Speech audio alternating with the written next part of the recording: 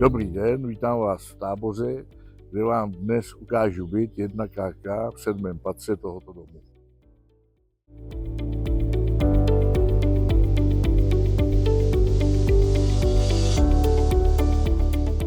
Do bytu se pohodlně dostaneme výtahem a díky umístění ve vyšším patře může byt nabídnout více světla a příjemný výhled.